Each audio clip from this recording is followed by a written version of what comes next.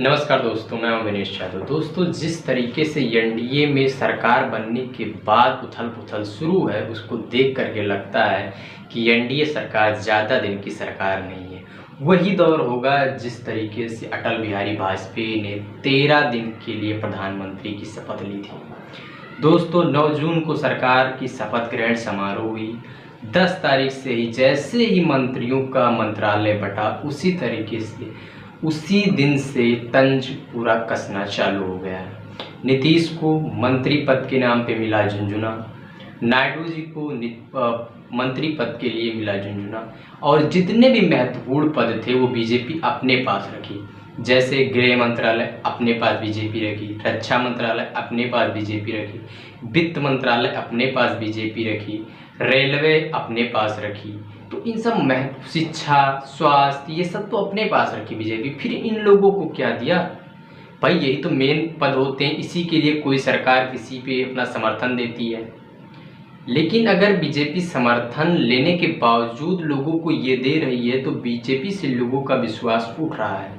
जितने भी सहयोगी दल हैं, वो जब समर्थन दे रहे थे तो वो कह रहे थे कि मुझे एक मंत्रालय जो चाहिए वो ठोस मंत्रालय चाहिए। लेकिन ठोस मंत्रालय के नाम पर बीजेपी ने अपने सहयोगी दलों को धोखा दिया। जिस तरीके से आंध्र प्रदेश में नायडू की सरकार बनी, शपथ ग्रहण समारोह हुआ और वहां पर नीतीश कुमार की नामौजूदगी, नीतीश कुमार वहां पे नहीं गए, तो उनकी नामौजूदगी इस बात का सबूत देती है कि कहीं ना कहीं सरकार में अंदर ही अंदर कुछ चल रहा है। क्योंकि जब सरकार बनने से पहले इंडिया का प्रस्ताव गया था नीतीश कुमार के पास कि उनको डिप्टी पीएम का पद वहां पे मिल सकता है, और अगर वो मनमानी अपनी मनचाही कोई ना कोई मंत्रालय ले सकते हैं।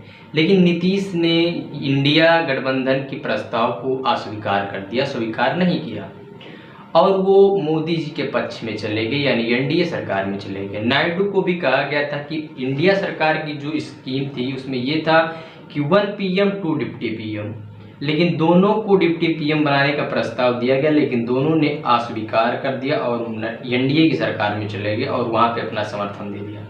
अब समर्थन दे दिया गया तो बीजेपी को भी लगा कि अब ये कहीं जाने वाले नहीं हैं, इनको कोई भी मंत्रालय दे दो, और अगर इनको कोई मजबूत मंत्रालय दोगे तो भी ये आगे चल के कुछ ना कुछ गलत ऐसा कुछ करेंगे जिससे हमारे विरोधी हो जाएंगे। दूसरा नंबर, स्पीकर पद के लिए अभी भी नायडू जी बरकरार अपने मुस्तैदी पर खड़े हुए हैं। वो स्पीकर पद को छोड़ना नहीं चाह रहे हैं। वो जानते हैं कि अगर स्पीकर पद को छोड़ दिया गया तो हमारे 16 सांसद एक साल में 6 सांसद बचेंगे, और यही बीजेपी की तोड़ मोड़ की रणनीति रही है। हमारे पास जितने सांसद हैं, स्पीकर पद के मौजूदा से सांसद को तोड़ना और अपने पार्टी में विलय कर लेना, ये बीजेपी की। आपने देखा बहुत सारी सरकारों को इन्होंने गिराया है, बहुत सारी। मुंबई में देखिए गिराई सरकार, बिहार में गिराई सरकार। तो इसकी एक यही रणनीति चली है, तोड़ फोड़ की सरकार। और अब की बार तोड़ फोड़ 2 पे सरकार टिकी हुई नीतीश नायडू जब चाहे एनडीए की सरकार गिरे, नीतीश नायडू चाहे जब सरकार बना सकते।